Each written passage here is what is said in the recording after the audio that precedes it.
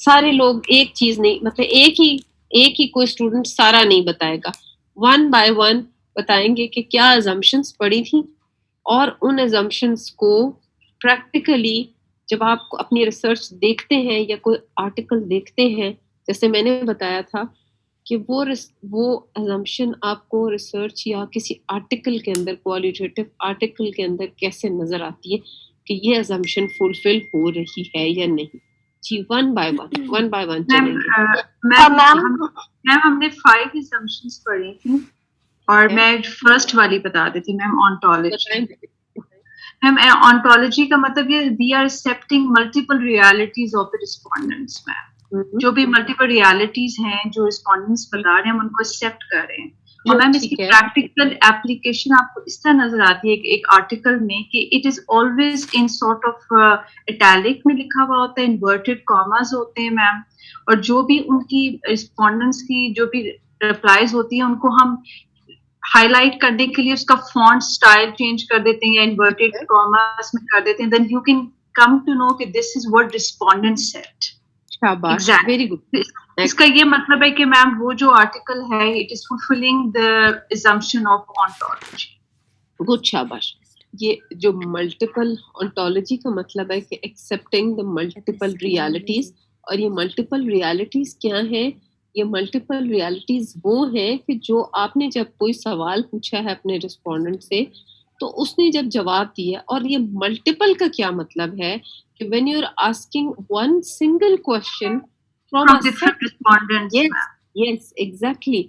When you're asking one single question from a set of respondents, or from 6 or 7 respondents, or from multiple respondents, so it is not necessary that each respondent is going to answer it in a similar manner.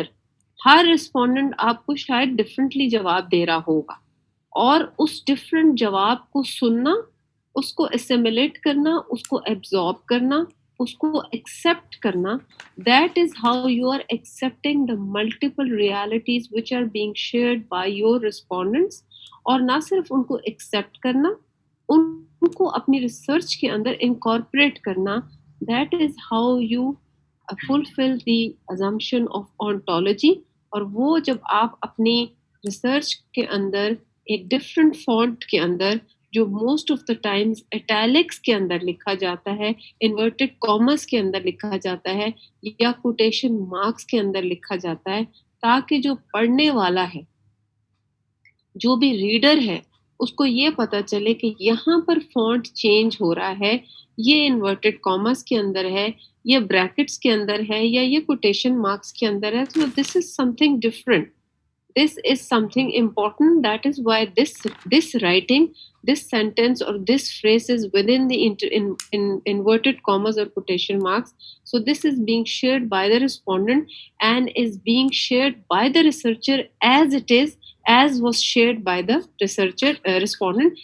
जिस तरह research respondent ने share किया, researcher ने उसी तरह बगैर change किए, बगैर ऑल्टर किए, अपनी रिसर्च का पार्ट बना लिया। So that is how you fulfill the assumption of ontology. This was your first assumption of qualitative research. Very well done, बेटे, शाबाश, excellent. आपने उसको समझा भी? जी बेटे, जी। Ma'am, can I start from the next? जी बेटे, बोले, what is the second assumption? Ma'am, second assumption was epistemology. Basically इसमें researcher जो होता है वो reduce करता है the gap between the researcher and respondent। उसकी वजह से ये होता है they try to build the rapport. Secondly ये इस तरीके से भी हो सकता है कि टाइम स्पेंड करके जो भी एक रिस्पोंडेंट और रिसर्चर के दरमियान में जो पावर इम्बैलेंस होता है, जिसमें आप रिसर्चर के इन्फ्लुएंस में भी आ सकता है रिस्पोंडेंट, उस चीज को कम करने की कोशिश करते हैं। ठीक है। इससे ये होता है कि जो रिस्पोंडेंट होता है वो इजीली और कंफर्टेबली और जिसको कहते हैं कि रियल डाटा वो शेयर कर सकता है, क्योंकि जब उसका और रिस्पोंडेंट का आपस में गैप नहीं रहता। तो This is the second assumption. Very good, शाबाश, बहुत आपने अच्छे तरीके से बताया। Just to make it more clear and just for you people to have even a clearer idea of this assumption, I would like to ask one step further from you people. I'm sure कि आपको पता है, लेकिन just to have for you people to have even a better understanding, अगर मैं ये कहूँ कि एपिस्टेमोलॉजी जो है, आपने कहा कि वो टाइम बहुत स्पेंड करता है और वो गैप को कम करने की कोशिश करता है, और वो जो पावर इम्बैलेंस है, बिल्कुल ठीक आपने बोला, एग्जैक्टली। अगर मैं ये मजीद आपसे पूछूं कि आपको अपनी रिसर्च के अंदर इन सब चीजों के अलावा, जैसे उन्होंने कहा अभी पहले, आई थिंक अरूज ने ये कहा कि आपको इस तरह नजर आता है कि कोटेशन मार्क्स होते हैं और इन्वर्टेड कॉमास होते हैं, तो जो एपिस्टेमोलॉजी है वो आपको किस तरह, ये जो आपने कहा है कि पावर इम्बैलेंस को कम करना है और वो ज्यादा टाइम स्पेंड कर रहा है, बिल्कुल ठीक है, आई एग्री, बिल्कुल ठीक आपने कहा। आप रिसर्च के अंदर वो कैसे नजर आता है कि उसने वो गैप को कम किया है और उसने वो टाइम स्पेंड किया, मैंने आपको बताया कैसे कैसे नजर आता है। हाउ वुड यू से and how would you comment कि एपिस्टेमोलॉजिकल जो असम्पशन है वो फुलफिल हुई है रिसर्च के अंदर? आप बेटे आपने जिन्होंने आंसर अभी जिन्होंने एपिस्टेमोलॉजी बोला है ना, आपके अलावा कोई और अगर इस पे कमेंट करे, क्योंकि आपने अपने हिस्से का आंसर दिया। I would like anyone else to comment on this. जी, एनीवन एल्स?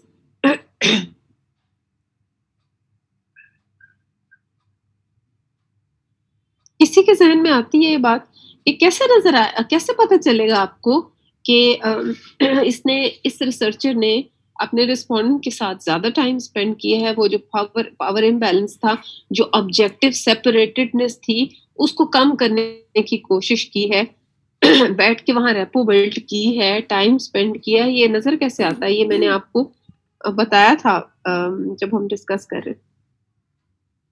मैम जिस तरह जो उसके रिप्लाईज हैं या जो इनसाइट जो मैम जब वो टाइम स्पेंड करता है फील्ड में उसके साथ, जो मैम उसके साथ एक अंडरस्टैंडिंग से उसकी डेवलप हो जाती है, और उसके जो रिस्पोंडेंट्स की रिप्लाईज हैं उनसे शायद मैम अंदाजा हो जाता है टू सम एक्सटेंट। ठीक है बेटे, देखिए उसके अलावा बेटे ये देखें कि जितना आपका जो इंटरव्यू होगा, जितना एलैबोरेट होगा, जितना डिस्क्रिप्टिव होगा, जितनी रिच और थिक डिस्क्रिप्शन होगी आपके इंटरव्यू के अंदर, जितना डिटेल्ड इंटरव्यू होगा, उससे आपको अंदाजा हो जाएगा कि उतना ही आपने एज अ रिसर्चर टाइम ज्यादा स्पेंड किया है अपने रिस्पोंडेंट के साथ। मैंने आपको कहा था ना कि एक अच्छा क्वालिटेटिव इंटरव्यू 45 मिनट से 1 आवर और इससे थोड़ा ऊपर भी जा सकता है। तो जब 45 मिनट्स का और 1 घंटे का इंटरव्यू है, तो आखिर आपने उसमें कुछ सवाल तो किए हैं और आपके रिस्पोंडेंट ने कोई जवाब तो दिए।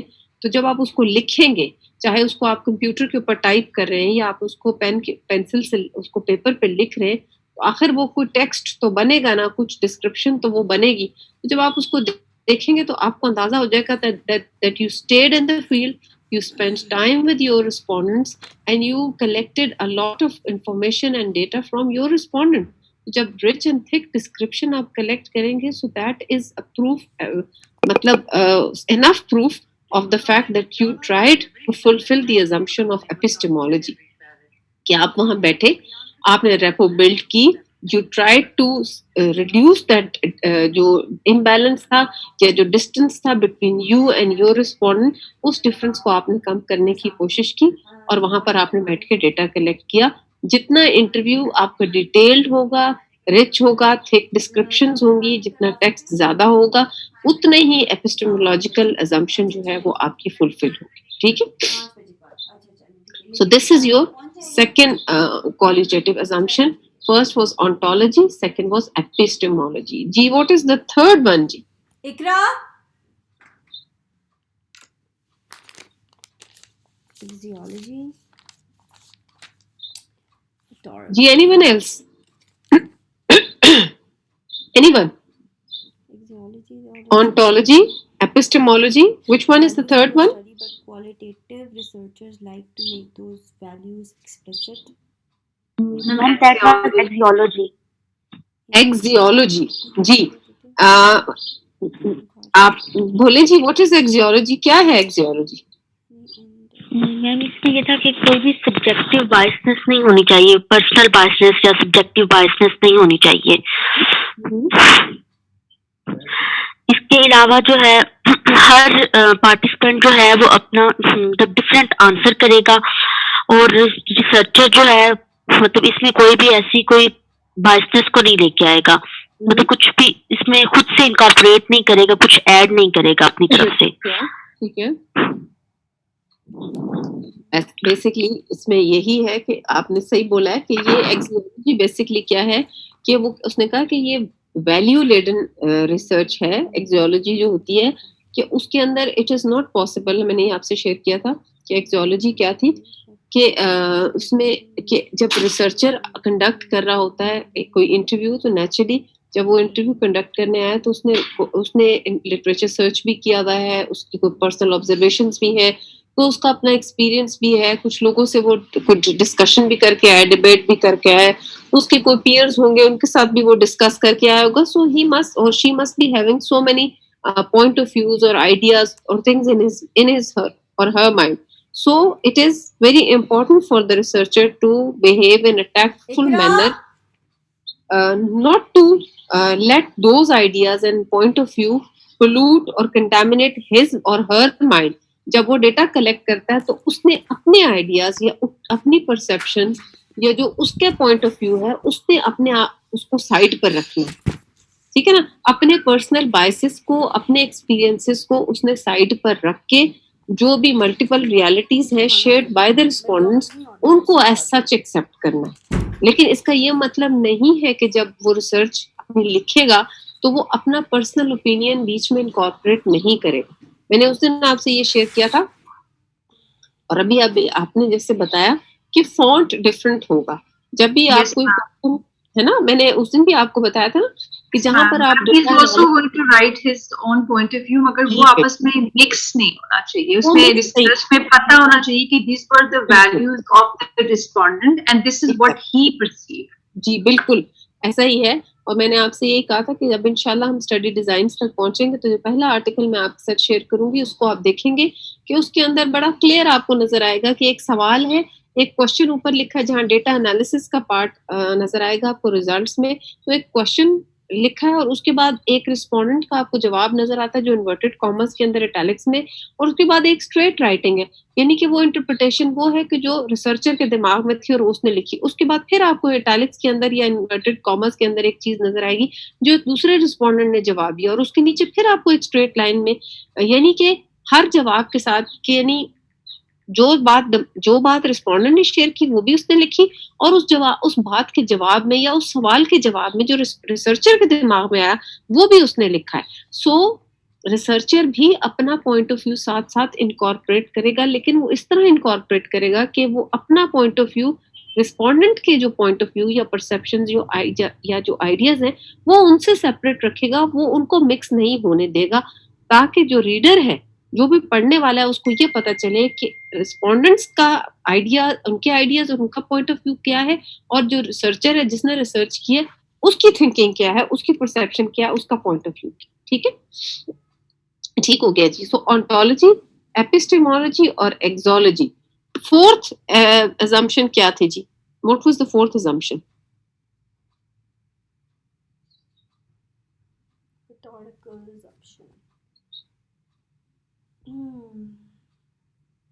जी, anyone? What was the fourth assumption? Something, no one? किसी को भी नहीं आता? Rhetorical assumption। जी, rhetorical assumption। क्या मतलब है जी rhetorical का? Anyone? What do we mean by rhetorical? और मैंने क्या आपको क्या एक्सप्लेन किया था कि rhetorical क्या है?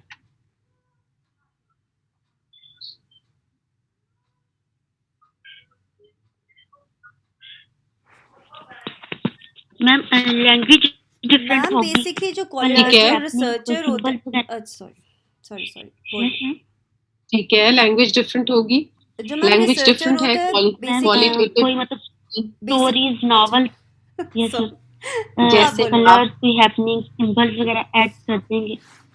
ठीक है, जैसे कि प्योरली जो क्वांटिटेटिव की लैंग्वेज होती है, जिस तरह जिसमें आप स्टैटिस्टिक्स और जिसमें आप नंबर्स, क्वालिटेटिव आपने मैम क्वालिटेटिव बेसिकली ना और इसमें क्वांटिटेटिव का डिफरेंस बताया रिसर्चर था मैम एम्ब्रेस कि क्वांटिटेटिव में नंबर्स फिगर्स होते हैं और टेक्स्ट बहुत कम यस होता है मगर यस क्वालिटेटिव में भी have all text description similes metaphors social बिल्कुल या कंस्ट्रक्शन एग्जैक्टली बिल्कुल एग्जाम्पल्स मैम यही जी मैम उसमें फिर आपने हमें विडो के एग्जाम्पल से भी एक्सप्लेन किया था कि some things are objective meanings होते हैं फिर सब्जेक्टिव मीनिंग्स होते हैं एग्जैक्टली और मैम एग्जैक्टली इस रिटोरिकल assumptions में तो मैम पूरा एक कैरेक्टर होता है जिसमें स्टोरी बिगनिंग होती है उसका एंड होता है और मैम उसके डिफरेंट प्रॉब्लम्स होते हैं सॉल्यूशंस होते हैं टॉपिक से रिलेटेड बेसिकली मैम राइटिंग बिल्कुल ऐसे ही स्किल्स है होंगे अपने बिल्कुल रिसर्चर एक स्किल अपनी यूज करेगा राइटिंग के लिए मेटाफर्स जी यूज करेगा राइटिंग आई स्किल्स है यूज करेगा creative as first creative person writing अपनी क्रिएटिव स्किल्स अपनी वो यूज करेगा उसको नैरेटिव राइटिंग मैम जी नैरेटिव बिल्कुल इसके अंदर आपको मेटाफर्स भी इसके अंदर आपको सिमिलीज भी मिलेंगी इसके अंदर आपको सिंबल्स भी मिलेंगे सिंबलिज्म भी मिलेगा इसके अंदर क्योंकि आपको मैंने कहा कि जैसे आपने एसपीएच में सोशल कंस्ट्रक्टिविज्म और सिंबॉलिक इंटरेक्शनिज्म और उसमें कलर्स का और नंबर्स का और इवेंट्स का और हैपनिंग्स का और इन चीजों के जो आपने वहाँ डिफरेंट पर्सपेक्टिव्स वहां पर पढ़े थे एसपीएच के अंदर वो वही लिटरली वही एप्लीकेशन आपको यहाँ पर भी और आप जब हम जी जब हम स्टडी डिजाइन्स पढ़ेंगे तो इसमें आप एक और चीज ये भी थी कि एप्लीकेशन नजर आती है थ्रू प्रोनाउंस जो यूज किए हुए होते हैं आर्टिकल्स में जी आई और मैम इस तरह से यू कैन टेल कि उस बंदे ने क्या कहा स्टोरी से इट्स रिलेटेड जो एग्जैक्टली इन सारे द होते हैं मैम सिमिलर मैनर कि जैसे आप कोई नॉवल पढ़ते हैं या जैसे आप कोई स्टोरी पढ़ते हैं तो जैसे वहाँ बिल्कुल कंट्रास्ट आपको नजर आएगा क्वांटिटेटिव के मुकाबले में यहाँ पर क्वालिटेटिव में कि जहाँ प्योरली स्टैटिस्टिक्स और फिगर्स और नंबर्स और प्योर इंटरप्रिटेशन है यहाँ पर आपको more of a textural description और टेक्स्ट ऑफ राइटिंग और सेंटेंसेस और इस तरह की चीज आपको यहाँ पर ज्यादा नजर आती है और इसके अंदर बिल्कुल उसी तरह जैसे नॉवल और या स्टोरी के अंदर एक प्लॉट होता है और उसके अंदर कुछ कैरेक्टर्स होते हैं और एक जी जी जैसे एक ड्रामा हाँ एक जी आ जिसके जाओ अंदर कुछ मेन कैरेक्टर्स होते हैं और कुछ साइड कैरेक्टर्स होते हैं कुछ प्रो होते हैं और कुछ एंटी होते हैं फिर देन ड्रामा जिसका स्टार्ट होता है एंड देन इट खोल दो reaches its दरवाजा peak and then it dies down slowly बिल्कुल exactly in the similar manner ये जी जो क्वालिटेटिव रिसर्च है चाहे उसका कोई भी स्टडी डिजाइन हो तो उसको लिखा इसी तरीके से जाता है and you don't have to have कोई बहुत इंग्लिश के मैंने आपसे उस दिन भी कहा था कि आपको कोई बहुत ज्यादा इसमें ये नहीं कि आपको जो जो वोकैबुलरी आपकी को बहुत ज्यादा आपको नहीं चाहिए कि आप ये कहें कि जी हम इसलिए नहीं लिख सकते क्योंकि हमारी वोकैबुलरी बहुत ज्यादा नहीं बस you just have to have that kind of एक टैक्टिक्स ये होनी चाहिए कि आपको चीजों को रिलेट करना आना चाहिए वो दैट इज इम्पोर्टेंट कि आप एक सब चीजों को जो सीक्वेंस ऑफ इवेंट्स है उनको एक लॉजिक में उनको एक तरतीब में लाके उनको आप लिख सके that is the skill which is required in writing the qualitative research ये जरूरी होती है so that is the rhetorical assumption and also ontology epistemology exology rhetorical assumption and which was the fifth one which was the fifth and the last assumption of qualitative research methodology ma'am methodology जी so क्या methodology क्या है qualitative research की methodology क्या है जी ma'am ma'am basically inductive होती है revolving cyclical होती है मैम गुड शाबाश बेसिकली इंडक्टिव है इमर्जिंग है आइटरेटिव है रिवॉल्विंग साइक्लिक है it cyclical evolves it keeps on evolving in जैसे मैम contrast to हमने quantitative आपने research कि बताया जहाँ था पर कि आपकी एक prefixed आप अपने टेस्ट है डिपेंडेंट मैम यस मैम जी मतलब कि मैम आप वहाँ पर जैसे हमने अपने शुरू में जैसे डेटा हमने के कोई हिसाब फिक्स से आप पहले से डिसाइड कर लेते हैं कि आपका डेटा मेरी आवाज नहीं क्वांटिटेटिव आ है रही है कोई मसला है कैटेगोरिकल है डिस्क्रीट है या कंटिन्यूस डेटा है और उसके अकॉर्डिंगली आप अपना जो डिस्क्रिप्टिव स्टैटिस्टिक्स भी और फिर आगे इन्फ्रेंशियल स्टैटिस्टिक्स भी आप प्री डिसाइडेड होता है ये यहाँ पर ऐसी कोई चीज नहीं होती आप you can always change your you can evolve with time आप अपना स्टडी डिजाइन आप अपना नंबर ऑफ रिस्पोंडेंट्स आप अपना मेथड ऑफ डेटा कलेक्शन आप अपनी साइट ऑफ डेटा कलेक्शन को विद टाइम और जैसे जैसे आपके रिस्पोंडेंट्स का रिस्पॉन्स होता है उसके अकॉर्डिंगली आप ये चीज़ें जो हैं वो चेंज कर सकते हैं इवॉल्व कर सकते हैं कम कर सकते हैं ज़्यादा कर सकते हैं इनको ऑल्टर कर सकते हैं इनको मॉडिफाई कर सकते हैं so it's a cyclical it's an evolving it's an inductive kind of a methodology as far as qualitative research so this finishes um, the philosophical assumptions of the qualitative research and with this thing we would come to today's like the second जो हमारे paradigms रह गए theoretical frameworks हैं of qualitative research. Now one thing which I have to tell you before we discuss these paradigms and the theoretical frameworks are concerned, यहाँ पर पढ़ने के point of view से और as far as the theory is concern, ये आपको कुछ separate नजर आएंगे कि ये हमारे पैराडाइम्स हैं. पैराडाइम बेसिकली क्या है कि सेट ऑफ आइडियाज आपको नजर आएंगे लाइक अ कॉन्सेप्चुअल फ्रेमवर्क. आपको पैराडाइम और set of interrelated beliefs आपको नजर आएंगे जो कि आप जिसको एक आई वुड से कि जिसके अंदर मल्टीपल थियरीज आपको या जिसके अंदर मल्टीपल फैक्ट्स आपको नजर आते हैं.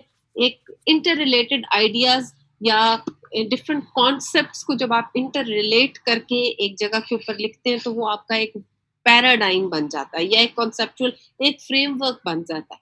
ठीक है. सो ये फ्रेमवर्क्स, ये जो पैराडाइम्स हैं और उधर जो थियरीज हैं आगे जो पढ़ेंगे हम, इससे आगे जो पढ़ेंगे theoretical framework. As far as the theoretical knowledge is concerned, हम जो पढ़ रहे हैं ये आपको सेपरेट नजर आते हैं. But once we'll go on the practicality of it, जब हम पढ़ेंगे तो आप देखेंगे कि और जब आप अपने नेट के ऊपर सर्च भी करेंगे तो आप बहुत सारी जगहों के ऊपर देखेंगे तो उधर आपको इन थ्योरेटिकल फ्रेमवर्क्स में और पैराडाइम्स में बहुत जगह के ऊपर ओवरलैप नजर आएगा. कहीं उन्होंने थ्योरेटिकल फ्रेमवर्क्स की जगह पैराडाइम्स लिखे हुए होंगे और कहीं पैराडाइम्स की जगह थ्योरेटिकल फ्रेमवर्क्स लिखे होंगे. So you don't need to get confuse between these two. यहाँ पर आपको सेपरेटली पढ़ाने का मकसद ये है कि आपका जो थ्योरेटिकल नॉलेज है वो स्ट्रॉन्ग हो जाए, कि आपको चीजों की बेसिक्स पता होनी चाहिए. Once you have that strong grasp of the जो बेसिक्स है उनको ग्रास्प आपको करना आ जाए तो then you would be able to apply it. फिर it hardly matters कि आप ये जो पैराडाइम है उसको थ्योरेटिकल फ्रेमवर्क की जगह पर अप्लाई करते हैं या किसी थ्योरेटिकल फ्रेमवर्क को लाकर पैराडाइम की जगह के ऊपर अप्लाई करते हैं. वहां पर वो फिर मैटर नहीं करेगा, क्योंकि बहुत सारी जगहों पे आप देखेंगे, नेट के ऊपर भी आप देखेंगे ये चीजें जो है ना ये आपको ओवरलैप होती हुई नजर आएंगी. लेकिन अभी आपकी अंडरस्टैंडिंग के लिए हम ये दोनों चीजों को अलग अलग पढ़ेंगे. पैराडाइम्स अलग पढ़ेंगे और थ्योरेटिकल फ्रेमवर्क्स अलग पढ़ेंगे.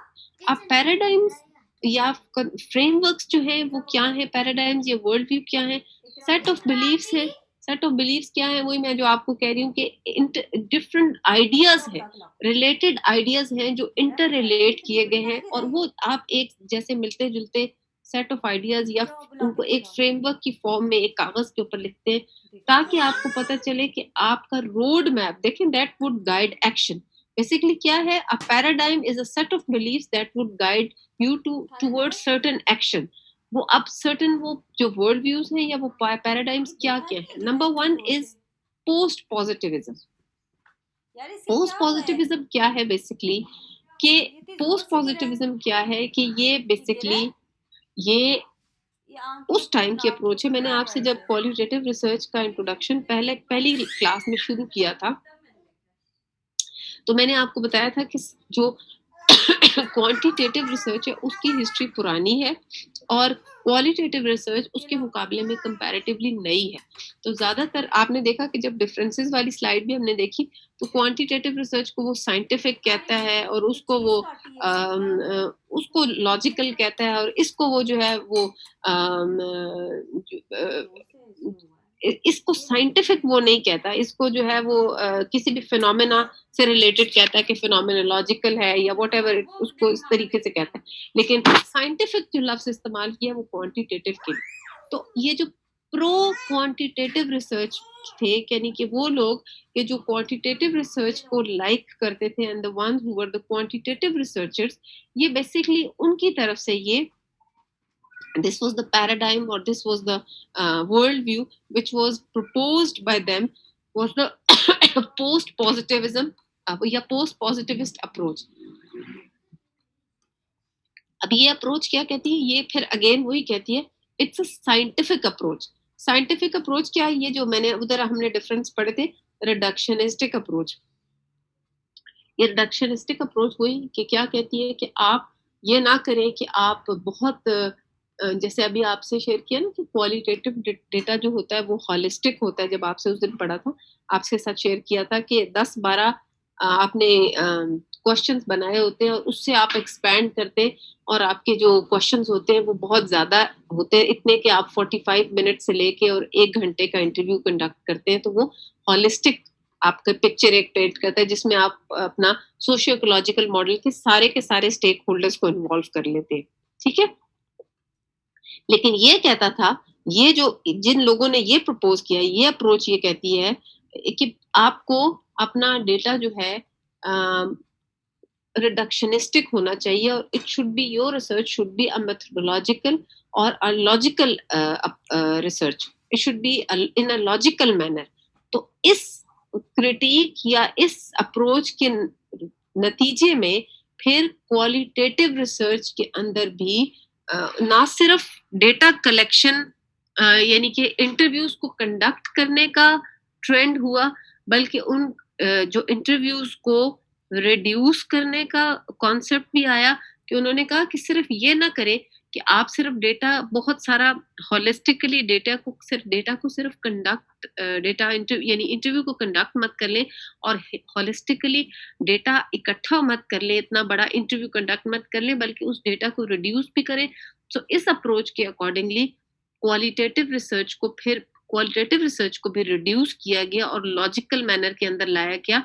और कि आपने ठीक है मल्टीपल रियलिटीज लोगों से ली हैं बजाय कि सिंगल रियलिटी के, लेकिन आप क्या करें कि इसमें भी अब आपका जैसे आप अपनी क्वांटिटेटिव रिसर्च के अंदर डेटा कलेक्शन करने के बाद डेटा एनालिसिस करते हैं एसपीएसएस के अंदर, इसी तरह जो आप उधर एसपीएसएस यूज करते हैं, इसी तरह क्वालिटेटिव रिसर्च के अंदर भी डिफरेंट सॉफ्टवेयर्स हैं, जिनमें से एक है एनवीवो के नाम से आता है और उसमें और भी मल्टीपल सॉफ्टवेयर्स हैं जो कि यूज किए जाते हैं कि जिससे डेटा एनालिसिस किया जाता है। सो उससे भी डेटा को रिड्यूस किया जाता है, जिससे कोड्स और कैटेगरीज और थीम्स बनाई जाती हैं और डेटा को, सो इस तरह की क्रिटिक और इस तरह की अप्रोचेस जब प्रपोज की गई, तो उसके as a result of that data की रिडक्शन क्वालिटेटिव रिसर्च के अंदर भी उसको उसका ट्रेंड आया। ठीक है ना, के उसके अंदर भी फिर उन्होंने कहा कि आपने डेटा कलेक्ट तो कर लिया मल्टीपल रिसर्चर्स रिस्पोंडेंट्स के साथ, उसको भी जैसे वहां पर हम कहते हैं क्वांटिटेटिव में कि इंटरनल वैलिडिटी और external validity,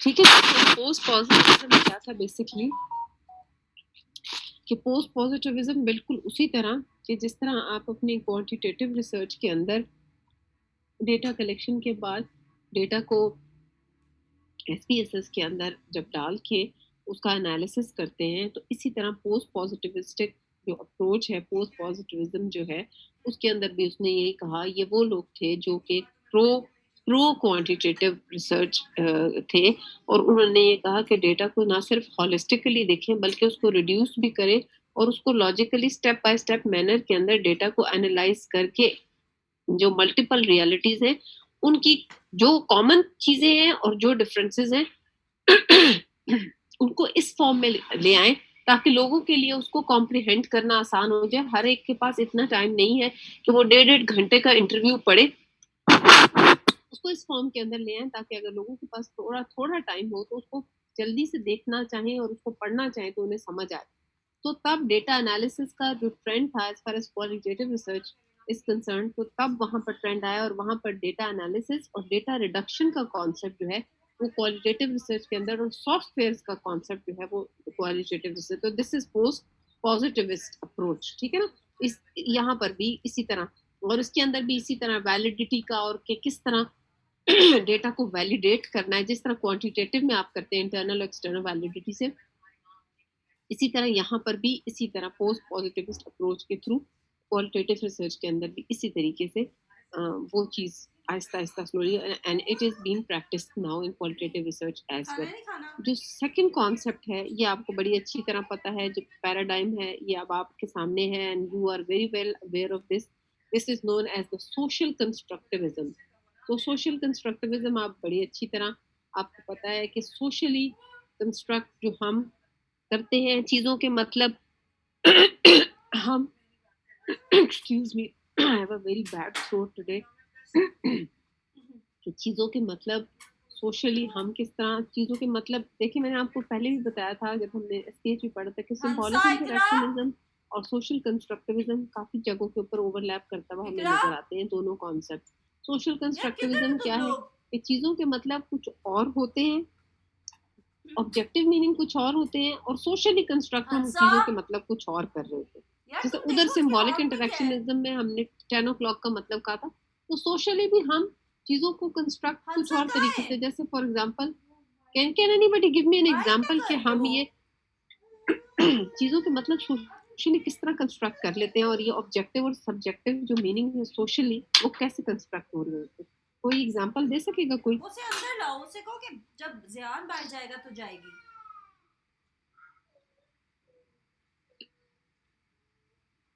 And please anybody who has not participated yet, अभी तक जो कोई नहीं जिन्होंने किया उनमें से कोई अगर बोलना चाहे please.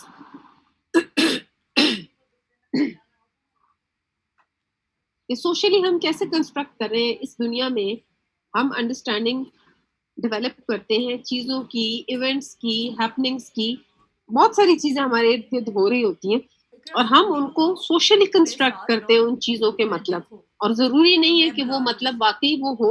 Those meanings are constructed by us socially, by our own experiences or by the interactions with the people around us and with their experiences।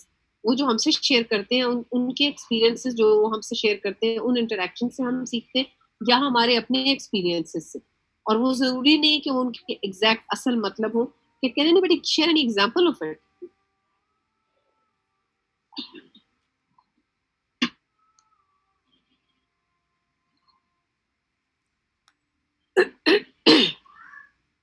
No one?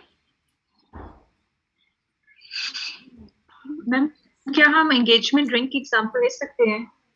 बताइए मैम जैसे बेसिकली ड्रिंक है मगर मैम इसको as engagement drink use किया जाता है, symbol of love, bond या commitment. Okay, बेटा आप क्यों ज़ियान को अकेला ये तो बेसिकली हो गया। आप इसको नहीं थेरेपी के लेंगे, ठीक हो गया, आई एग्री, ओके। अगर मैं इसको कहूँ कि अगर आप इसको एक डुअलिटी, जो अगर इसको मैं कहूँ कि आप डुअल मीनिंग मुझे इसका बताना चाहें तो कैन हम सोशली इसको कंस्ट्रक्ट करें। Okay, it's a ring and मतलब ठीक है it's just a ring, objectively it is just a ring, मगर मैम engagement ring को हमने symbolically, मतलब हमने एक symbol of love, attachment or commitment या bond. Yes, you can say कि but you are wearing so many other rings as well, but if particularly there's one ring you're yes, that gives me another example.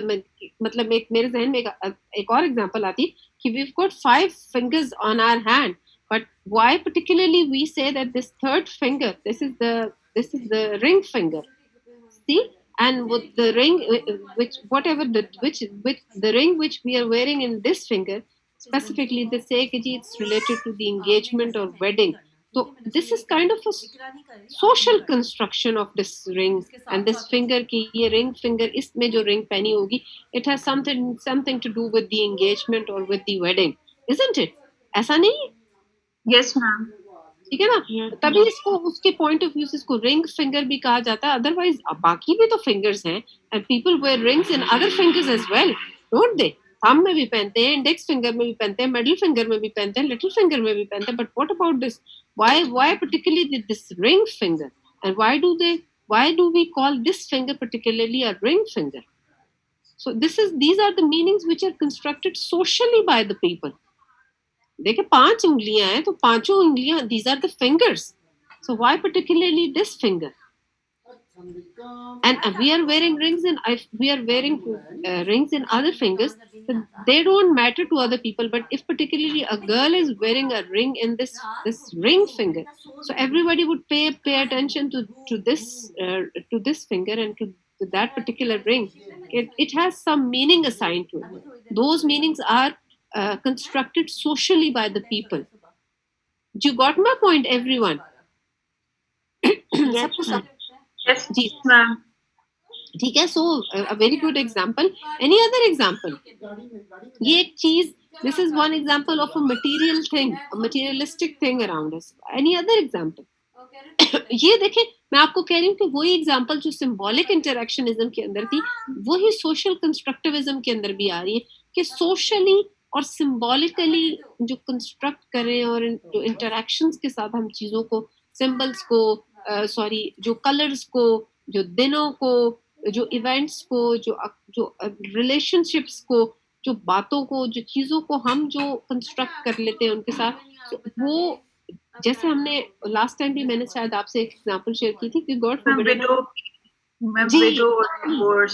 read my mind कि मैं I was about to say share the exact example कि मैं वही कल जो उस दिन मैंने आपसे शेयर की थी कि there is a God forbid the death of the husband का couple में एक उसकी होती है डेथ, तो that is the objectivity of it, very much objective कि the death might be because could be so many reasons कि sudden कोई कार्डियक अरेस्ट हो गया गॉड फॉरबिड, या रोड ट्रैफिक एक्सीडेंट हो गया, और some any other reason, could be so many other reasons. That is the objective meaning of it. लेकिन हम उसको subjective या जो social जो constructivism है, ये social construction जो है meaning, उसको हम क्या क्या देते हैं हमारे यहाँ लोग उसको क्या, ठीक है ना, mostly related to the girl.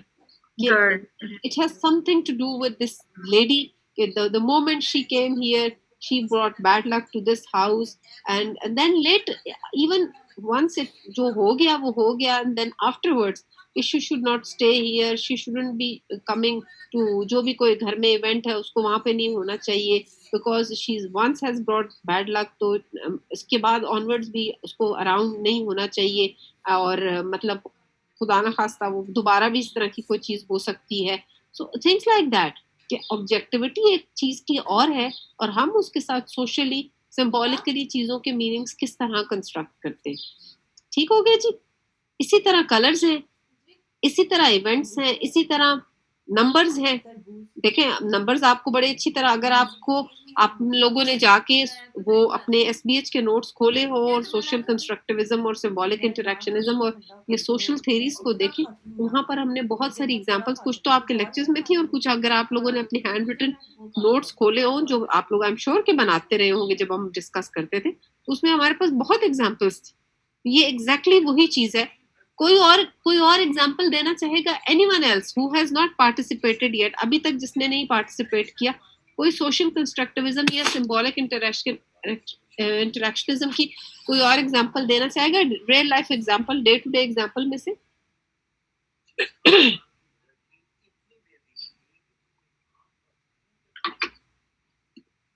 Ji, I am emphasizing these things because ये जब आप इंशाल्लाह फोर्थ सेमेस्टर के अंदर आपने जाना है, और तो अगर आप में से कोई क्वालिटेटिव रिसर्च करेगा तो these are the paradigms जिनकी सपोर्ट और जिनका जो है ना आप लेकर आप अपनी क्वालिटेटिव रिसर्च लिखेंगे। और अगर आप नहीं भी करते तो by the end of this semester before appearing in your university exam आपको एक 20 मार्क्स का एंड टर्म डॉक्यूमेंट सबमिट करना है, जो कि आपकी इंटरनल एवेल्युएशन का हिस्सा होगा। तो उसके अंदर आपको फुल फ्लेज एक डॉक्यूमेंट जमा कराना होगा, जिसमें आपको थ्योरेटिकल फ्रेमवर्क्स के साथ सपोर्ट करना होगा अपनी रिसर्च को।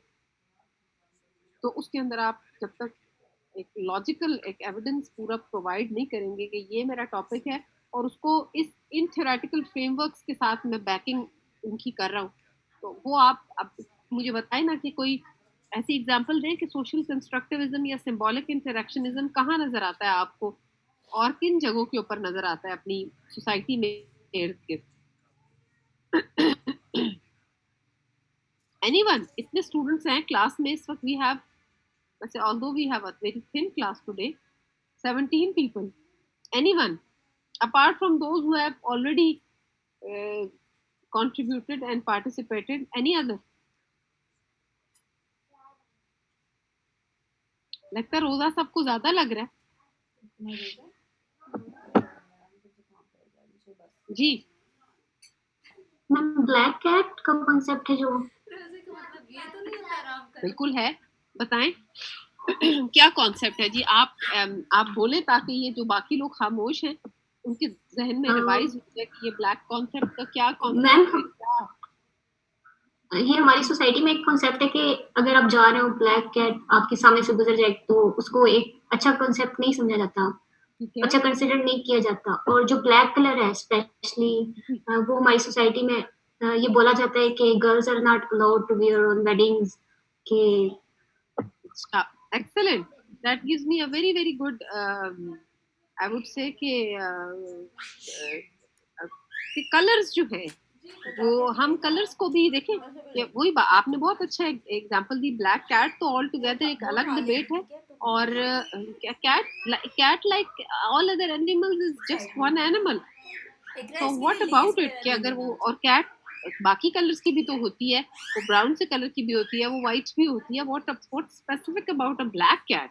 अगर वो अगर घर के सामने से या गाड़ी के आगे से गुजर गई है, खुद गॉड फॉरबिड अगर कहीं, तो इसका मतलब है कि कहीं किसी के साथ या एक दो दफा लोगों के साथ हुआ और लोगों ने एक दूसरे के साथ शेयर किया, तो वो generation after generation after generation इतनी दफा हुआ, लोगों ने एक दूसरे के साथ शेयर किया कि वो it has become ingrained into our minds कि it does bring bad luck to us। आप जब निकलते हैं तो ब्लैक कैट आप आए तो, एंड ब्लैक कलर स्पेसिफिकली कि black colour we are not supposed to wear black colour because ये भी जो है वो मोर्निंग की या सोग की या दुख की का सिंबल है।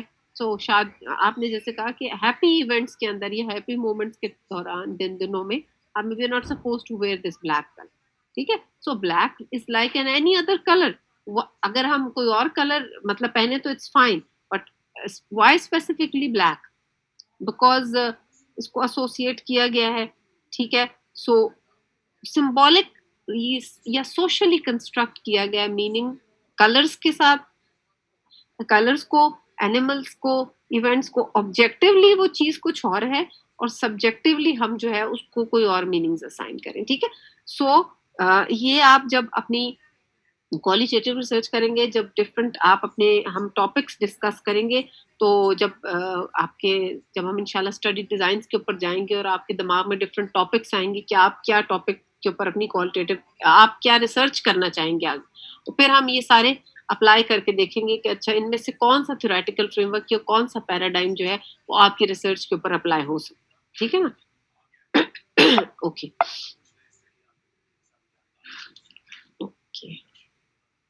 Okay, then is the first आपने जो पढ़ा है फर्स्ट जो था तो विच वाज ये पोस्ट पॉजिटिविज्म, सेकंड जो पैराडाइम था या वर्ल्ड व्यू था वो सोशल कंस्ट्रक्टिविज्म था, थर्ड इज एडवोकेसी या पार्टिसिपेटरी अप्रोच।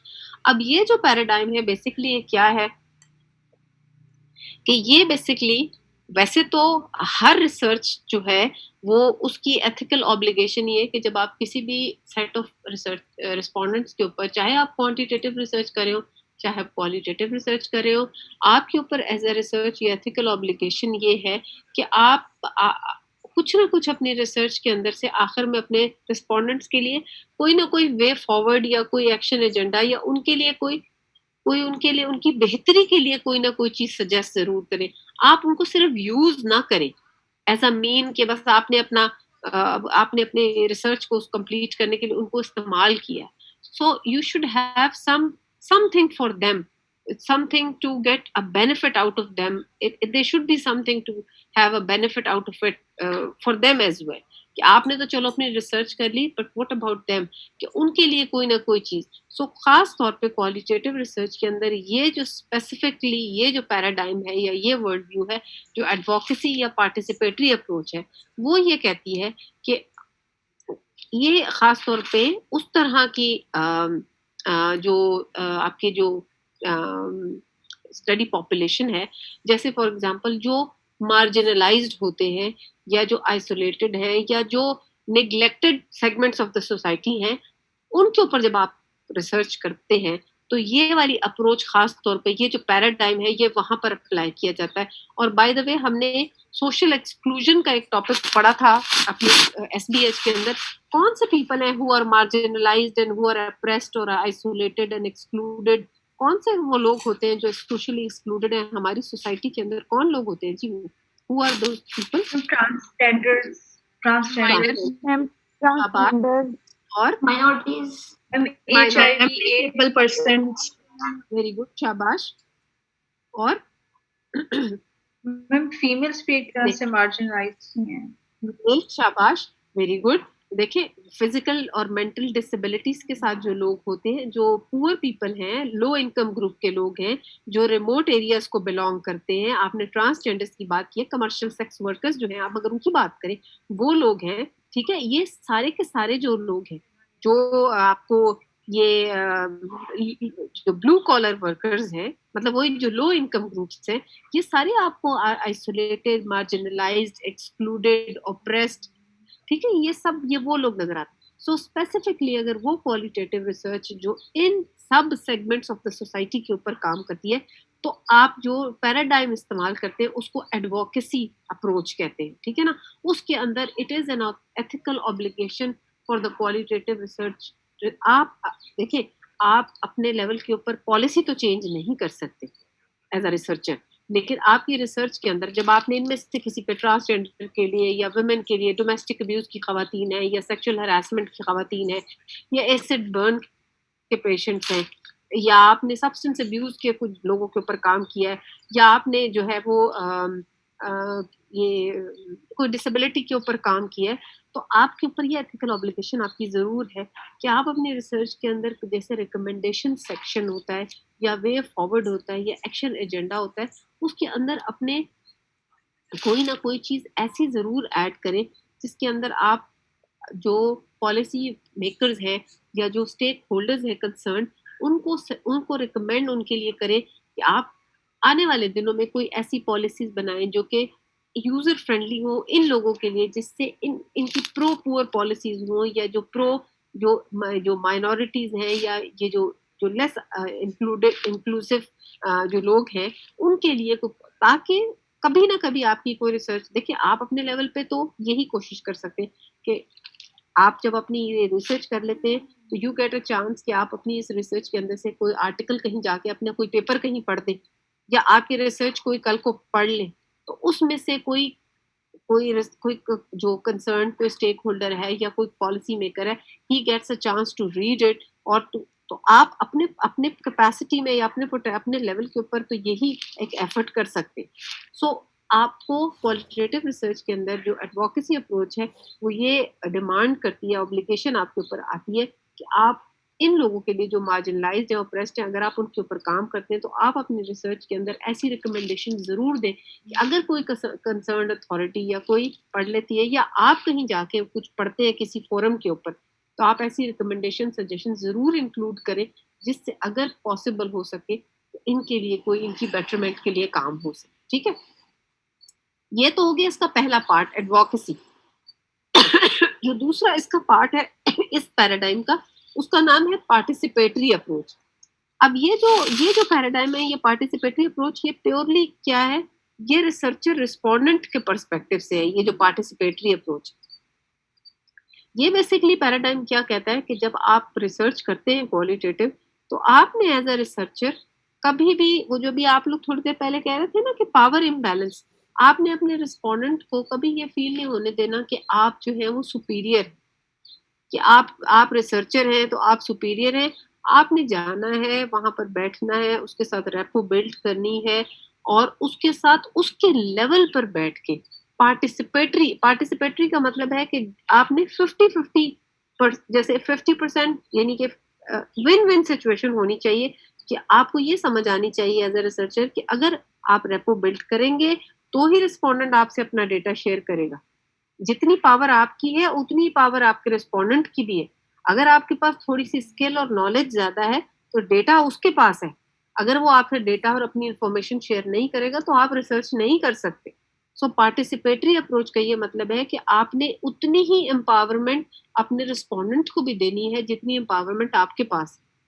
आपने उसके लेवल पर आकर उसके साथ रेपो बिल्ड कर उसको कंफर्टेबल करके उससे डेटा लेना और उसको जो है वो उसको लो नहीं फील कराना, उसको सेंस ऑफ एम्पावरमेंट देनी है, ताकि फिर तभी आपका फायदा होगा अल्टीमेटली और वो आपके साथ डेटा शेयर करेगा। दैट इज प्योरली, ये जो पार्टिसिपेटरी वाला पार्ट है इसका, ये प्योरली रिसर्चर और रिस्पोंडेंट के पर्सपेक्टिव से ये पैराडाइम आपने ध्यान में रखना है कि, और नजर आपको आएगा कि जब आपको नजर आएगा कि वही, ये भी नजर इसी तरह आता है आपको अपनी रिसर्च के अंदर कि आपको इन्वर्टेड कॉमर्स के अंदर, कोटेशन मार्क्स के अंदर और मल्टीपल पर्सपेक्टिव ज्यादा आपको रिसर्चर रिस्पोंडेंट का नजर आता है, जिसमें तो पता यही चलता है कि रिसर्चर ने रिस्पोंडेंट की बात को ज्यादा वेटेज दी और वो ज्यादा इंक्लूड किया हुआ अपनी सर्च, तो तभी ये पार्टिसिपेटरी अप्रोच आपको नजर आती है कि रिस्पोंडेंट का पर्सपेक्टिव आपको रिसर्च के अंदर ज्यादा नजर। ठीक है, एंड देन जो अगला जो पैराडाइम है that is the pragmatic approach, जो फिफ्थ है। प्रैग्मेटिज्म क्या होता है? बेसिकली प्रैग्मेटिक अप्रोच ही होती है कि आप किसी भी रिसर्च के अंदर जब उठा के देखते हैं तो आपको ये जो पैराडाइम नजर आता है। समटाइम्स क्या होता है कि आप एज ए रिसर्चर शुरू करते हैं, आपके जहन में होता है कि मैंने ये टॉपिक एक्सप्लोर करना है और मैं इसको क्वांटिटेटिव से करूंगा या करूंगी, लेकिन जब आप शुरू करते हैं तो देन यू रियलाइज कि इसको सिर्फ क्वांटिटेटिव से नहीं किया जा सकता। इसकी कुछ ऐसी चीजें कि जिनको इन डेप्थ एक्सप्लोर करने की भी जरूरत है, और जब तक मैं इनको इन डेप्थ एक्सप्लोर नहीं करूंगा या करूंगी, ये चीजें क्लियर नहीं हो सकती। और it can be vice versa as well कि आपने सोचा कि मैं इसको सिर्फ क्वालिटेटिव करूंगी, तो आपको डिस्क्रिप्शन तो मिल गई लेकिन आपको वो स्टेटिस्टिक्स या नंबर्स नहीं मिल रहे, तो आप क्या करते हैं कि आप दोनों चीजें कर लेते। तो ये अप्रोच क्या कहती है प्रैग्मेटिक, कि आपको पहले से जहन में ये चीज नहीं रखनी कि देखिए बात ये कि सारी चीजें हर जगह अप्लाई नहीं करनी है आपने। अभी आप सिर्फ सीख रहे हैं, मैं आप लोगों से बात कर रही हूँ कि अभी आप लोग सिर्फ सीख रहे हैं कि जब लोगों ने क्वालिटेटिव रिसर्च को बनाया था तो क्या क्या थेरीज प्रपोज की, क्या क्या थ्योरेटिकल फ्रेमवर्क, क्या क्या पैराडाइम्स प्रपोज किए थे जिससे क्वालिटेटिव रिसर्च की बेसिस या फाउंडेशन बनी थी। आप लोग जब अपनी क्वालिटेटिव रिसर्च करेंगे तो आपने हर चीज अपनी रिसर्च के अंदर अप्लाई नहीं कर देनी, आपने टैक्टफुली इंटेलिजेंटली जो चीज अप्लाई होती होगी वो अप्लाई करनी, ठीक है ना। प्रैग्मेटिक अप्रोच उस जगह के ऊपर अप्लाई करते हैं कि जैसे फॉर एग्जांपल कोई रिसर्चर ये समझता है कि मेरी रिसर्च के अंदर मुझे दोनों तरह के, मुझे क्वालिटेटिव और क्वांटिटेटिव रिसर्च दोनों को मिक्स मेथड अप्रोच करने की जरूरत होगी, यानी लेकिन वो उस सूरत में होगा जब क्वालिटेटिव जो रिसर्चर है उसके पास इनफ टाइम है, उसके पास इनफ रिसोर्सेज है। देखिए एक रिसर्च करने में आपके काफी रिसोर्सेज लग जाते हैं और आपको काफी टाइम चाहिए होता है।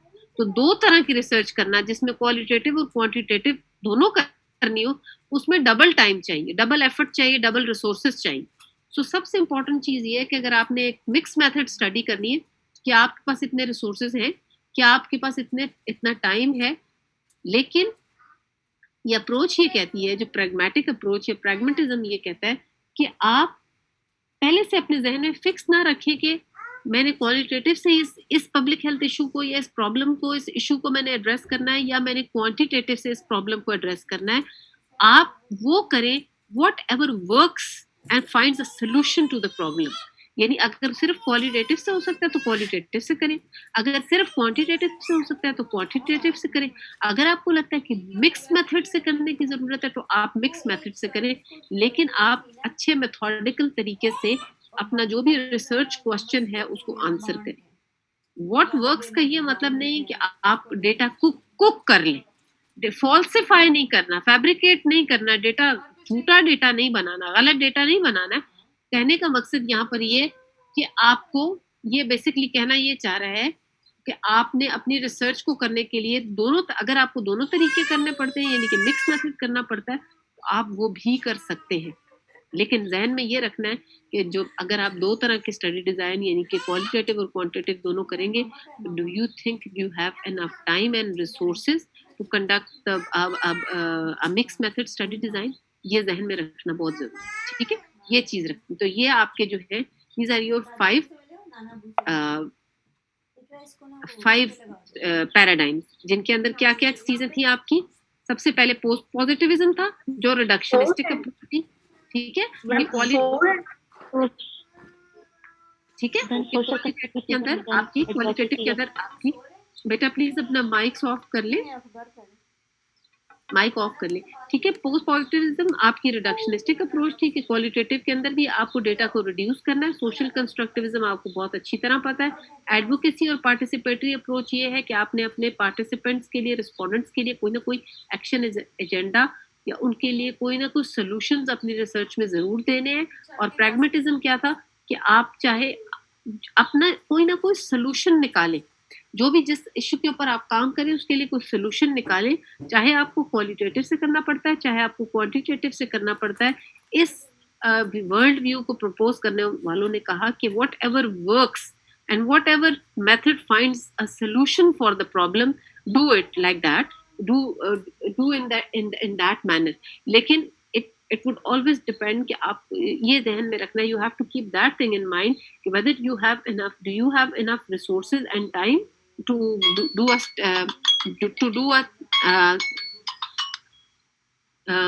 a mixed method approach। आप क्या वो कर सकते हैं? Would it be possible for you? आपके पास इतने resources, इतना टाइम होगा, ठीक है? ये आपने जहन में रखना। ओके, अच्छा, with this we go to our theoretical perspectives। अच्छा, अगर किसी को ये चीज नहीं समझ आई तो मुझे बता दें। जो हमने पैराडाइम्स पढ़े, अगर किसी को नहीं समझ आया तो मुझे बताएं।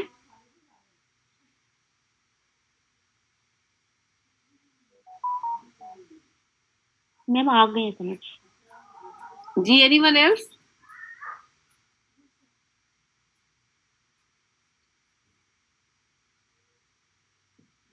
मैम समझ आ गई है। ठीक हो गया, okay. With this we go to the theoretical perspective. ये इतने ज्यादा नहीं है, थोड़े ही हैं, हमें जल्दी खत्म हो जाएंगे। थ्योरेटिकल फ्रेमवर्क्स में भी कुछ ऐसी चीजें हैं कि जो आपने पहले पढ़ी हुई हैं, और इसको मैंने आपसे पहले ही कहा कि आप देखेंगे कि when it comes to the practicality of it, कि आप देखेंगे कि पैराडाइम्स और थ्योरेटिकल फ्रेमवर्क्स बहुत जगहों के ऊपर आपको ओवरलैप भी करते हुए नजर आएंगे, ठीक है ना? सो थ्योरेटिकल फ्रेमवर्क्स में, theoretical basically what is a theoretical framework और व्हाट इज अ थ्योरी? कोई मुझे बता सकता है कि थ्योरेटिकल फ्रेमवर्क क्या होता है? पैराडाइम तो जैसे मैंने आपको कहा कि एक, आप बहुत सारी जो चीजें होती हैं इंटर रिलेटेड, आपको आइडियाज दिमाग में आते हैं कि आपने ये करना है, ये करना है, ये करना है, तो उनको आप लिख देते हैं साथ, तो वो तो ठीक है। थ्योरी क्या होती है? What is a theory? Theoretical framework या थ्योरी क्या होती है?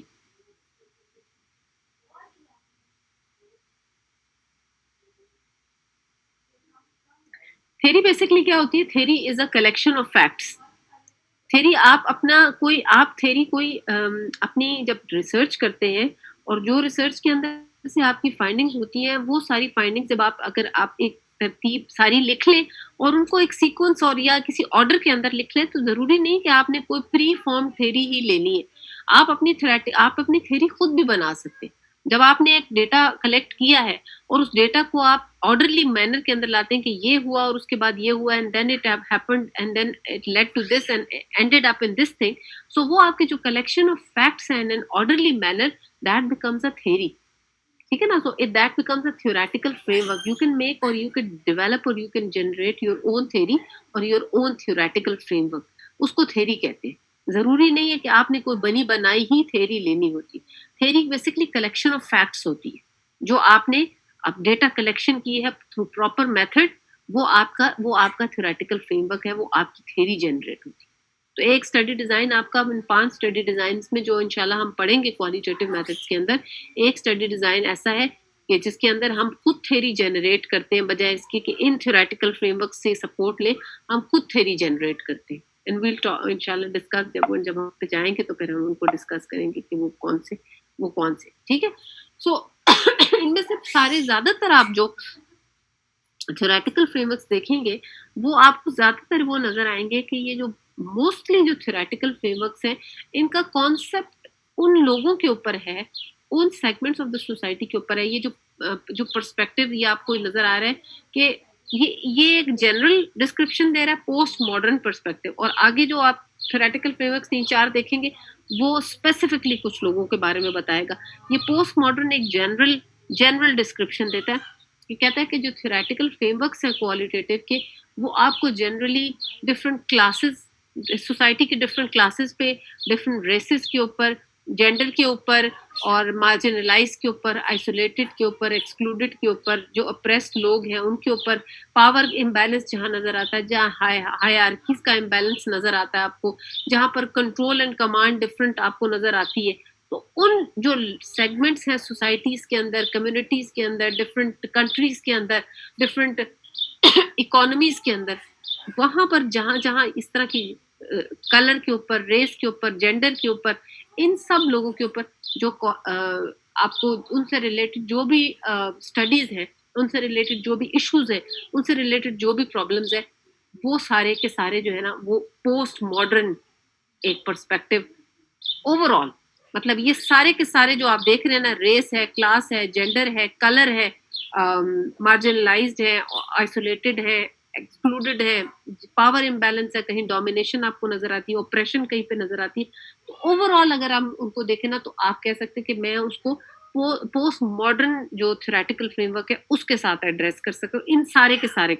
लेकिन अगर आप किसी स्पेसिफिक आप ग्रुप को की बात करना चाहें, तो अगर अब आप स्पेशली वुमेन की बात करना चाहें, तो ये आप पढ़ चुके हैं अपनी SBH के अंदर, फेमिनिज्म आपने पढ़ा था। Can somebody give me any example कि अगर मैं आपको कहूं कि आप में से कोई भी रिसर्च कर रहा है, कोई ऐसा टॉपिक जिसके ऊपर आप ये फेमिनिस्ट थ्योरी या फेमिनिज्म की थ्योरी लगाकर वो टॉपिक एक्सप्लोर करना चाहेंगे, कोई ऐसा टॉपिक सोसाइटी के अंदर, ऐसा कोई टॉपिक आपके जहन में आता है? जी,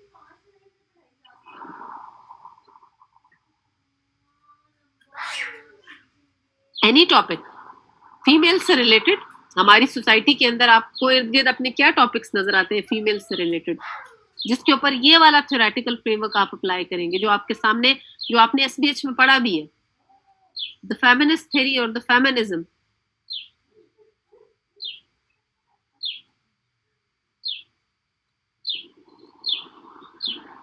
मैम क्या वो विडोज हो सकती हैं?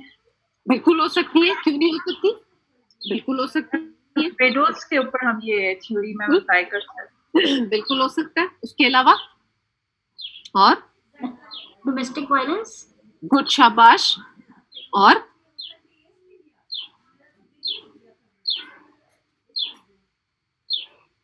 Ma'am harassment in Excellent. different working areas. Very good, excellent. Domestic violence है, सेक्सुअल हरासमेंट है, ठीक है। उसके अलावा आपके जो डिवोर्सेस हैं, फिर आपने कहा विडोज जो हैं उनके ऊपर, सिंगल पेरेंट्स हैं उनके ऊपर, ये जो सारे टॉपिक, तो आपको क्या लगता है कि जो फीमेल्स हैं, जो इवन देखें वर्किंग वेमेन जो है, उनके ऊपर अगर आप काम करना चाहते हैं, the problems, the issues faced by the working women, not necessarily harassment, ठीक है, वर्क लाइफ इम्बैलेंस जो है, या प्रॉब्लम जो जो या जो role conflict faced by the, जो हमने जेंडर थेरीज के अंदर पढ़ा था, अगर आपको याद हो, जेंडर पर्सपेक्टिव्स में पढ़ा था, role conflict faced by the working women, उसके ऊपर आप फेमिनिस्ट थ्योरी या फेमिनिज्म लगा सकते हैं। ये सारे टॉपिक्स जो हैं, एसिड बर्न की जो खवातीन होती हैं, उनके जो इश्यूज हैं, वो फेमिनिज्म के ऊपर है। ये सारे के सारे टॉपिक्स जो हैं, इन सब के ऊपर आप फेमिनिज्म या फेमिनिस्ट थ्योरी जो है, ये थ्योरेटिकल फ्रेमवर्क लगा के आप इसको एड्रेस कर सकते हैं। फिर जब आप वो हम बात की बात है कि जो जब हम स्टडी डिजाइन और वो जब हम डिस्कस करेंगे, वो फिर मैं आपसे बाद में, लेकिन यस, आपने कितनी सारी एग्जांपल्स दी कि ये सारे के सारे टॉपिक्स जो है, उनके ऊपर हम फेमिनिस्ट थ्योरेटिकल फ्रेमवर्क लगा के उसको कर सकते हैं। प्रॉपर्टी राइट्स होते हैं जिसका फ्यूचर्स में नहीं दिए जाते। एक्सीलेंट बेटे, वेरी गुड, वेरी गुड। बिल्कुल, वो ये टॉपिक भी आप, इसको भी आप फेमिनिज्म के साथ इसको भी एड्रेस कर सकते हैं। एक्सीलेंट, बिल्कुल कर सकते हैं।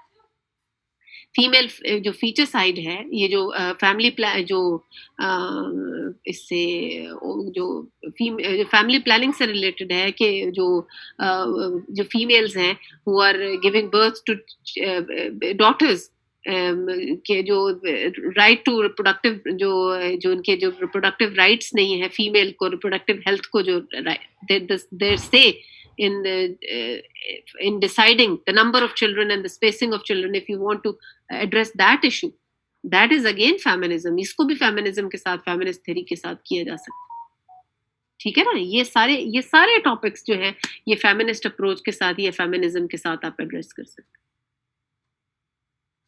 ठीक हो गया जी। सो ये आपने बहुत ये अब हम सारे, अभी तो जस्ट एन इंट्रोडक्शन, ये हम जब इंशाल्लाह आगे चलेंगे।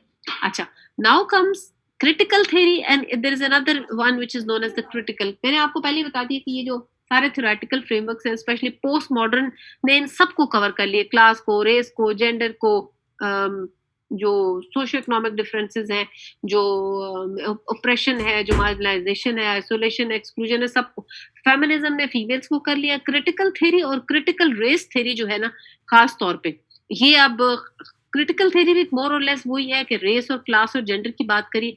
जो क्रिटिकल रेस थ्योरी है खास तौर पे, जहां पर आपको ये डिफरेंट रेसेस और डिफरेंट एथनिसिटीज के प्रॉब्लम्स, जहां पर भी, जिन एरियाज जहां पर भी आपको नजर आए, यानी कि एक सोसाइटी के अंदर अगर आपको डिफरेंट कलर से रिलेटेड, या डिफरेंट रेस से रिलेटेड, या डिफरेंट एथनिसिटी से रिलेटेड कोई स्टडीज आपको नजर आती, जैसे फॉर एग्जांपल अगर हम ये कहें कि हमारे लोग जो है, the problems faced by the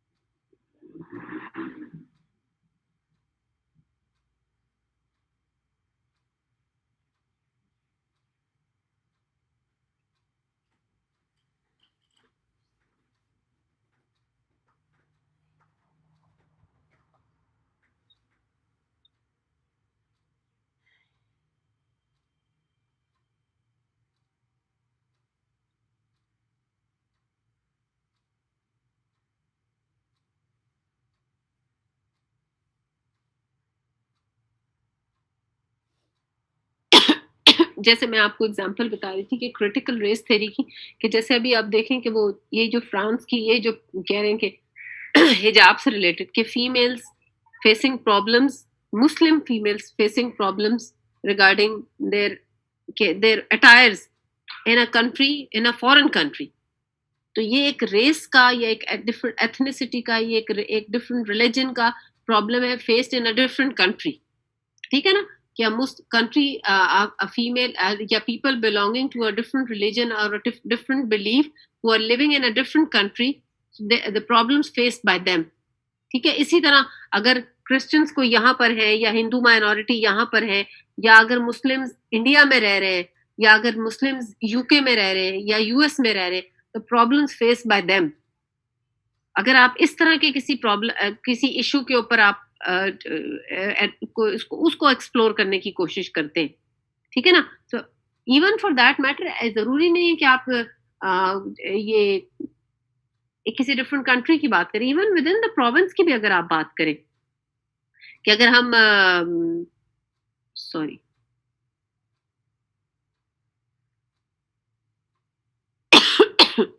अगर हम ये भी बात करें कि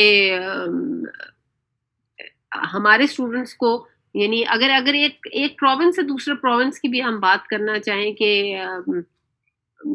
मे बी कि हमारे एक प्रोविंस से दूसरे प्रोविंस के अंदर जाके भी स्टूडेंट्स को कोई प्रॉब्लम फेस करना पड़ता है, या लोगों को कोई प्रॉब्लम्स फेस करने पड़ते हैं, या कोटा सिस्टम फॉर एग्जांपल, जैसे डिफरेंट स्कूल्स के अंदर या कॉलेजेस के अंदर या जॉब्स के अंदर कोटा सिस्टम्स हैं जैसे, ठीक है ना? तो वहां पर मेरिट के बावजूद डिफरेंट प्रोविंसेस के कोटा सिस्टम्स है, तो वहां पर प्रॉब्लम्स आते हैं, वहां समटाइम्स अनफॉर्चुनेटली मेरिटोक्रेसी आपको वहां पे नजर आती। तो इस तरह का भी कोई इशू अगर आ जाए, तो वहां पर भी आप क्रिटिकल रेस थ्योरी की हेल्प के साथ इसको बैकिंग कर सकते हैं अपनी रिसर्च की।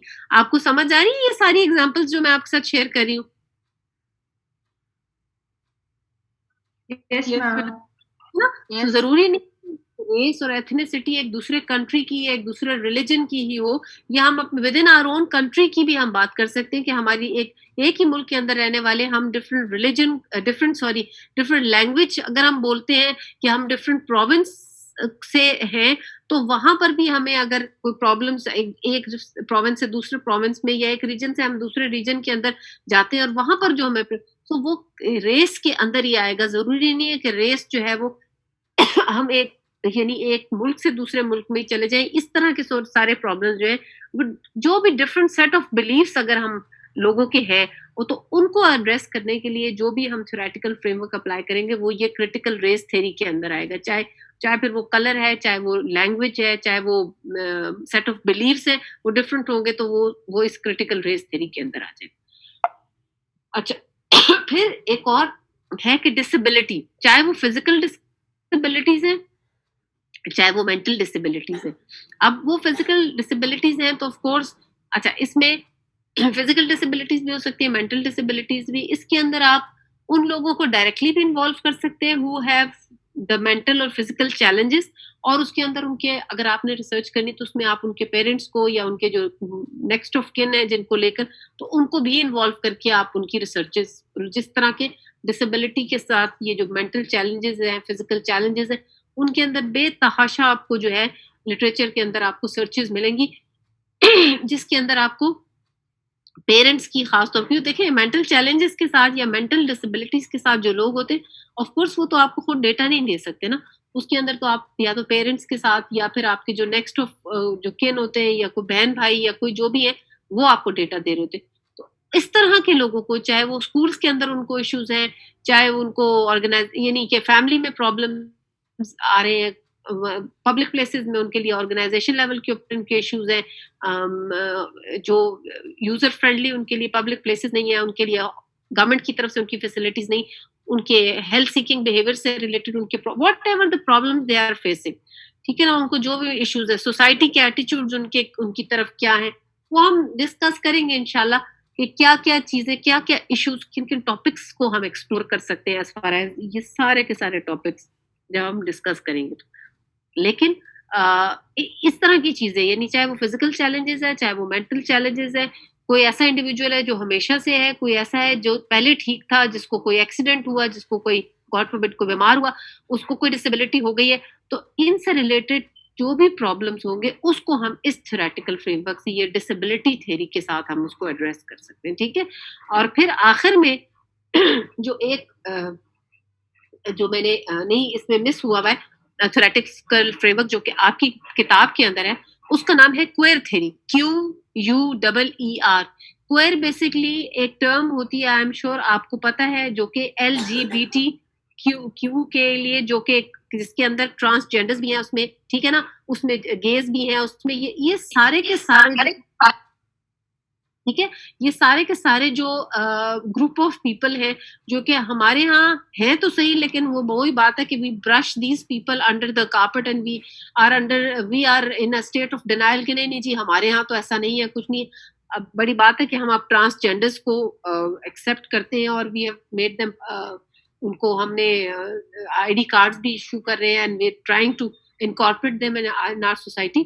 तो इन लोगों के जो प्रॉब्लम्स हैं, चाहे उनकी कोई भी प्रॉब्लम्स है, सो उनके से रिलेटेड जो ये LGBTQ जो पूरा एक ग्रुप है ऑफ द पीपल, उनसे रिलेटेड जो उनके प्रॉब्लम, चाहे उनकी हेल्थ से रिलेटेड है, चाहे उनके एजुकेशन से रिलेटेड है, चाहे उनके एम्प्लॉयमेंट से रिलेटेड है, चाहे whatever problems they are having. अब जैसे ट्रांसजेंडर्स है फॉर एग्जाम्पल, सो उनको हेल्थ सीकिंग प्रॉब्लम्स हैं, या उनको एजुकेशन से, या सोसाइटी के एटीट्यूड, वट एवर, तो वो हम जब करेंगे तो थ्योरेटिकल फ्रेमवर्क, वो क्वेर थ्योरी जो है, QUEER, सो क्वेर थ्योरी के साथ हम उसको एड्रेस करेंगे, ठीक है।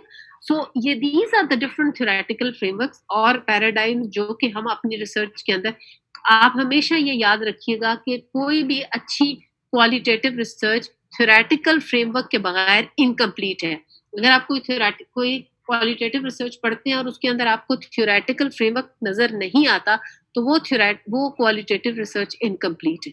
So you need to have a good theoretical framework, चाहे वो आप खुद बना रहे, चाहे आपने बनाया एक पहले इस्तेमाल हुआ थ्योरेटिकल फ्रेमवर्क इस्तेमाल किया, तो आपको थ्योरेटिकल फ्रेमवर्क इस्तेमाल करना है। इट ऑल डिपेंड्स फिर कि ये आप इनमें से ये जैसे ये फेमिनिज्म को थ्योरेटिकल फ्रेमवर्क बना लेते, that comes with the experience कि आप किस चीज को कहाँ अप्लाई करना चाहते हैं। तो जब हम आगे इंशाल्लाह पढ़ेंगे तो स्लोली एंड ग्रेजुअली, जब हम डे टू डे वो जो रियल लाइफ एग्जांपल्स डिस्कस करेंगे, जब हम स्टडी डिजाइन के ऊपर आएंगे और आप लोग आहिस्ता आहिस्ता अपने टॉपिक्स के बारे में सोचना शुरू करेंगे, तो फिर हम इन चीजों को डिस्कस करेंगे कि इन चीजों को अप्लाई किस तरह करना है आपके टॉपिक्स के ऊपर।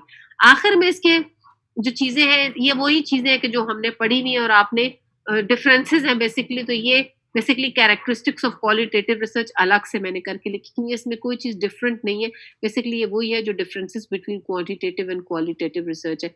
With this we finish our first lecture. कोई चीज अगर आपको समझ नहीं आई तो मुझे बताएं, और you want to add something और से समथिंग बिफोर वी गो।